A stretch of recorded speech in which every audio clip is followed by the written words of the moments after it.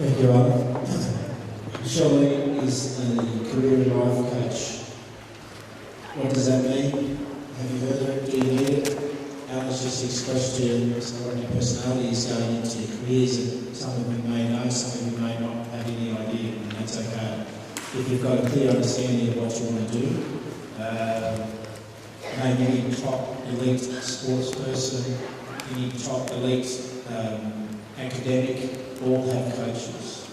So without Michelle Lee today, this event would have been possible. I need help. I need someone to keep me on track, to help working with all the other practitioners for all of us to be brought through to some of the points that you get stuck in.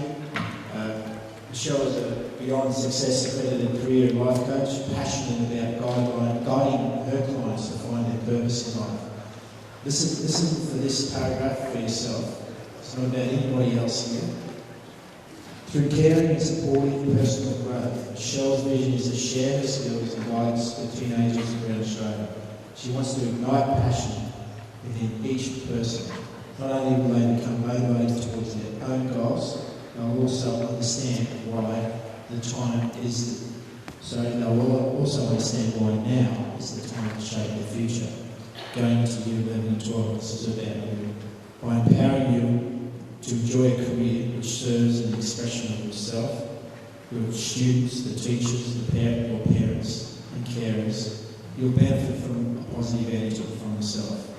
Having been a physiotherapist for over 23 years, Michelle understands the power of working with trusted authorities in natural health and business. Welcome, Michelle. Thank you, Philip. Thank you everyone for coming and for listening, and I hope you've been having a good time today. Has everyone been having a good time? Yeah? Great. Alright, before I start my speech, we're going to do something very, very simple, not as difficult as Rowan's or Angela's. So if you can put your things down and just sit up tall. Okay. Now what I'd like you to do is to just cross your arms. Okay. How does it feel for you? Does it feel comfortable? Yeah? Comfortable? Do you feel at ease just sitting there with your arms crossed? Yes? No? Yeah? Okay. Now what I'm going to get you to do now is just to uncross your arm. No, first of all, actually, keep your arms crossed. Have a think and have a look down and see which arm is in front of the other. So there's one arm that's more in front or on top of the other. Okay? Take a mental note of that. Left or right. Now uncross your arms. Okay. Now this is the tricky part here. I'm going to get you to cross your arms but with the other arm on top. Try that. Okay. And how was that? I heard can't do it over here. Some of you are still trying. Some of you have given up. And how is it feeling? How is it feeling sitting there? Horrible.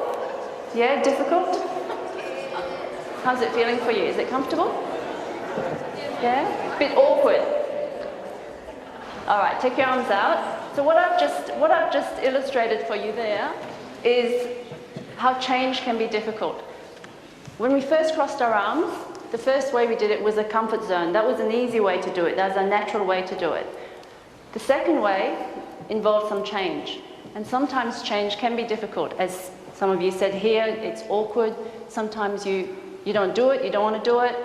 Sometimes you just give up. Other times you just procrastinate about it. And when you're in that period of change, when you do try, it can be awkward for a little while.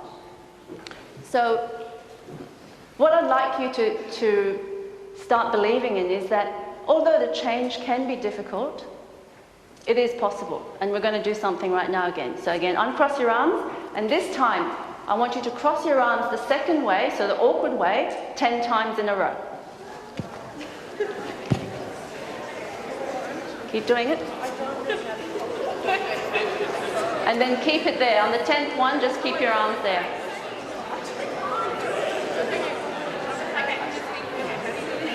Okay, all finished?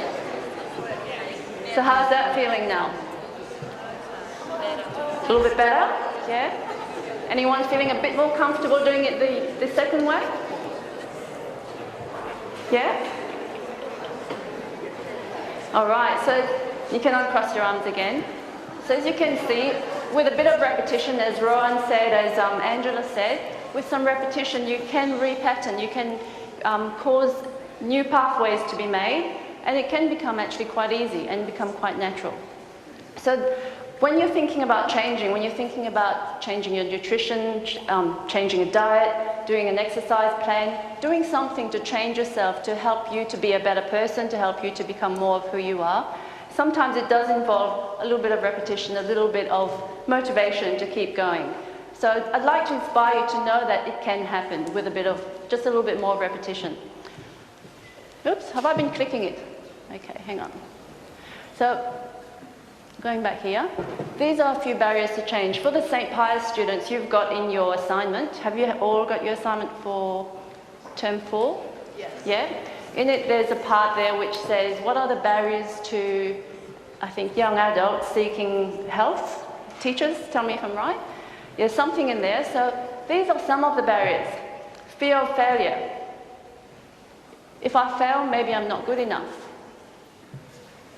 Fear of success. So there is such thing as a fear of success. If I succeed, how am I going to repeat that? How am I going to maintain that? What will other people think of me? Will I become more noticed? Another barrier to change, negative beliefs. Very commonly you hear kids your age saying, I can't, I don't know, I can't, I don't think it'll work. So those are negative beliefs, and the more you repeat those, the more they become ingrained in your mind and patterns in your body. So changing it the other way, the change, is a good thing to do.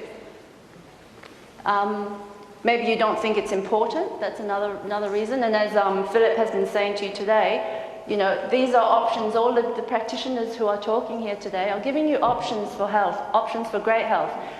Find one that really resonates with you. Find one that you feel is important to you at the time, because not everything will be important. Maybe lack of motivation, perfectionism, and as you can see there, that is not spelt correctly. And yeah, so as a result, you have procrastination, which, how many of you procrastinate sometimes? All the time? There's more hands going up. And so therefore no change happens. I'll just read you a quote here from Mahatma Gandhi. A dream is your creative vision for your life in the future. You must break out of your current comfort zone and become comfortable with the unfamiliar and the unknown. All right, so I'd encourage you to think about that, to dream, to keep dreaming, and to know that your dreams can come true. All right, I'm now going to talk to you a little bit about my own story. Ears and bamboo, that's got nothing to do with health. When I was 11, I just completed a maths exam, a maths test, and I scored 99 out of 100. Thank you. I was top of the class, and no one else got 100 out of 100. Now, as it was in those days, in the school I was, in the country I was, we were lined up against the 3 walls of the classroom, from top all the way down to the person who got the least number of points. So I was standing on that end over there, and I was expecting my teacher to come up to me and praise me and say, congratulations, well done. And he started walking up to me, and came up to me, and I was thinking I was really proud of myself. He grabbed hold of my 2 ears and whacked my head back. So my head went back against the unrendered concrete wall. Did that once, and then with a split bamboo stick, 1 whack on my hand. So that was the result that I got. Of course, physically hurt, but more than that, I was actually very emotionally cut up. I was so emotionally cut up that I didn't even know what happened to the other kids. And I knew mentally, I knew what had happened. They'd each got more than I had, but it didn't matter. It didn't matter. I went home and, I went to my parents and I said, didn't want to go to school anymore. Just didn't want to go to school. I hated my teacher, and I cried and I cried. And my parents, being the best parents they could be, they didn't understand, and they encouraged me to go back to school. They said, no, you're going back to school. So that evening, I ran away from home. And unfortunately, I tried to commit suicide. Luckily though, my dad did find me before anything bad happened to me. And as it was, I went back to school about a week later. So I continued on with school, but something shifted in me. It was a big turning point for me at that time. What happened was that I could have gone but two ways. I could have thought, oh well, I'm not worth it, I'm not going to try any harder. 99 out of 100, well, if that's not good enough, forget it. Or I could go the other way and say, well, if 99 out of 100 is not good enough, then maybe I'll try for 100 out of 100. So that's the way I went. I went to the 100 out of the 100. So I worked my butt off. I studied and studied and studied, and sure enough, I got 100 out of 100 quite a few times. But guess what? Do you think I was good enough? Do you think I thought I was good enough? No. Even 100 out of 100 wasn't good enough. This is how not to read a book. Let me tell you how I used to read my book. I'll just get one of your booklets. Thank you. All right. What I used to do, now that's reading a book upside down. I didn't do that.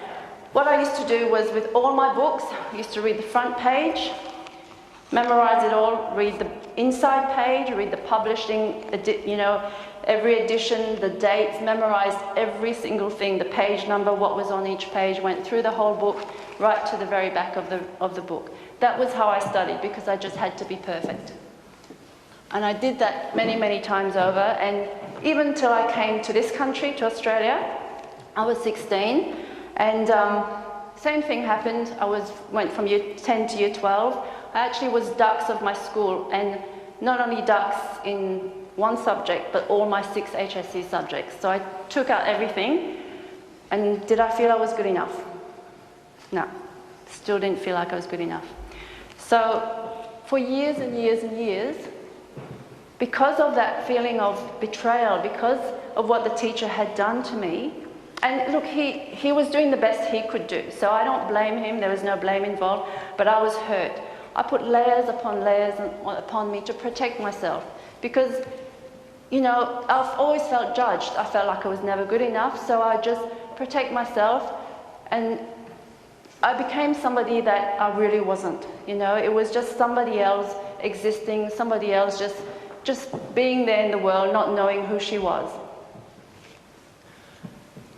As a result of that, I became quite unhealthy. So as you can see, I was a perfectionist. So I not only worked hard, I studied hard, I had no fun at all. There was tuition after school, there was, my weekends were study, basically just study. And that was a lot of me driving that, because I just had to be the best. I ate too much. I ate a lot of comfort foods. Again, that protection, that layer of protection. I exercised too much. I went to the gym. This is in my later years. This was even up to 10 years ago. I used to go to the gym 2-3 times a day, and every day of the week. And that was all as a result of just not loving me, not knowing me, not valuing me.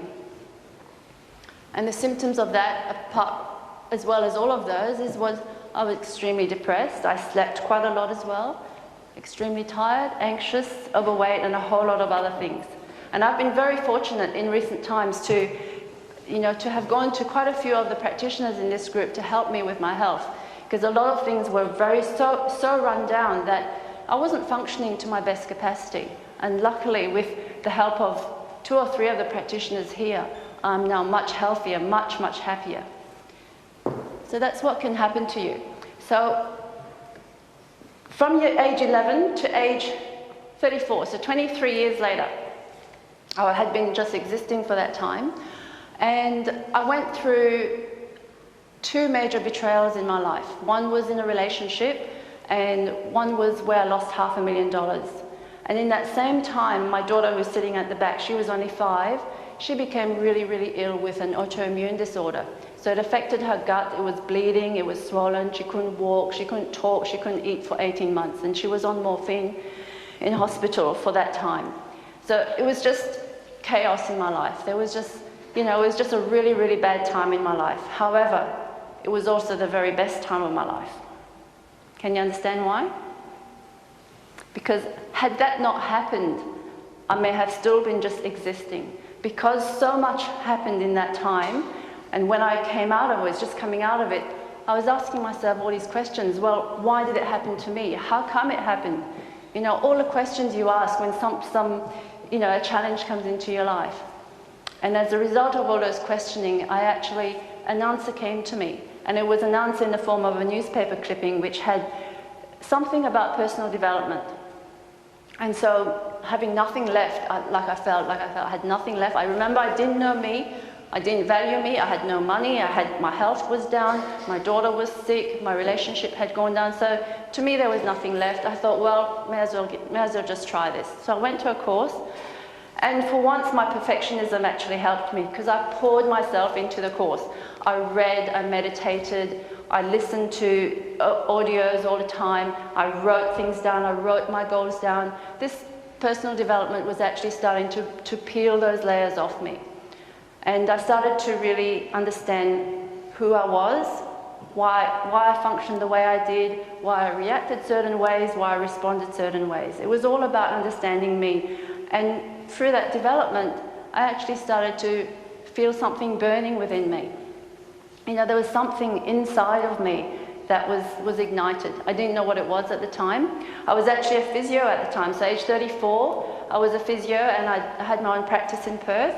And that was going successfully. Even though I'd lost the money, there was still money coming through. But, you know, and even though I loved working with my clients, because by that time I had then, because I'd understood myself a bit more, I was understanding the connections between the emotional, the mental, and the physical. So I was helping my clients a lot more, getting better rewards, getting better outcomes from them, but there was still something more. So maybe about 3 years later, I was about 30, maybe 37, 38, I was looking for, again, an option to find more money, to make more money, because I remember I'd lost $500,000. And I went to a financial forum, a little bit like this, where there was quite a few different people explaining how you could make money. So there was stuff like eBay, the internet, real estate, all these sorts of things. And up came someone on stage who did life coaching. And I thought, oh yeah, that's interesting. I kind of have been coaching myself all this time for 7 years.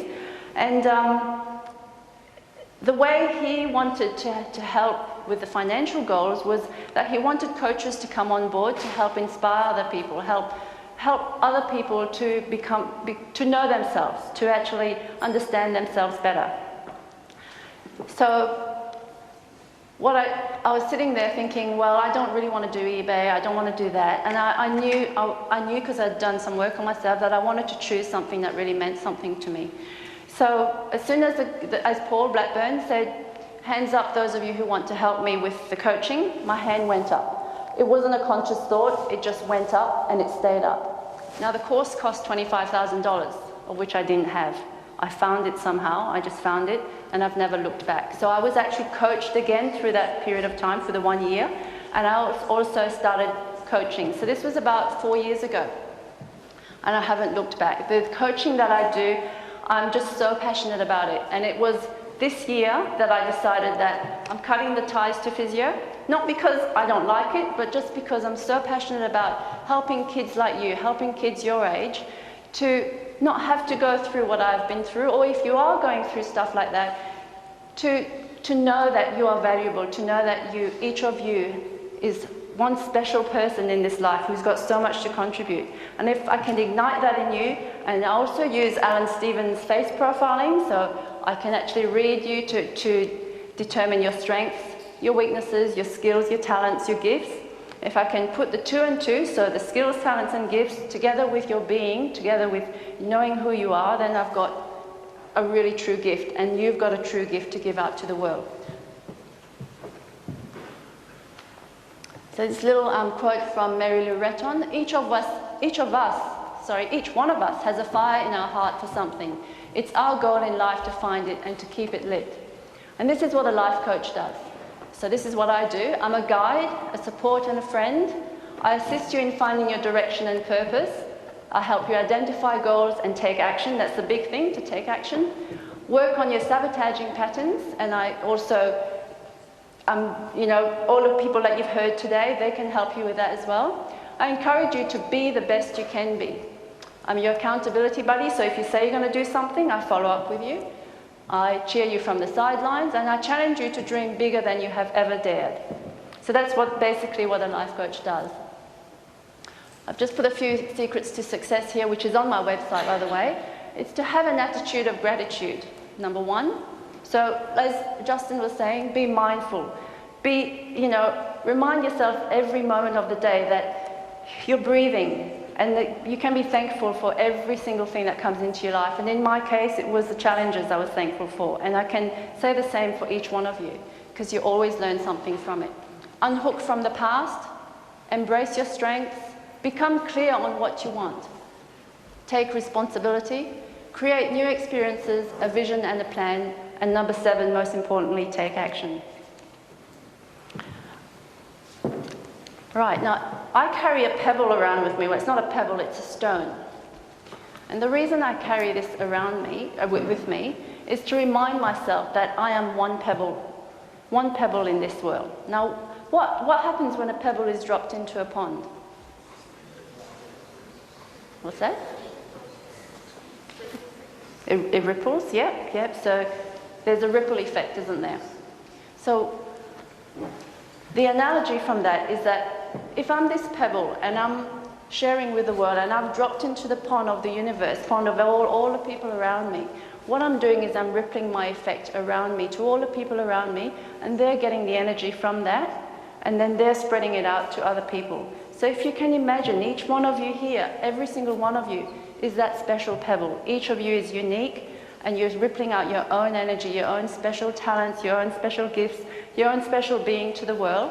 Just remember that. Remember that, you are unique. Be heard, be seen, and be celebrated. All right? Thank you very much.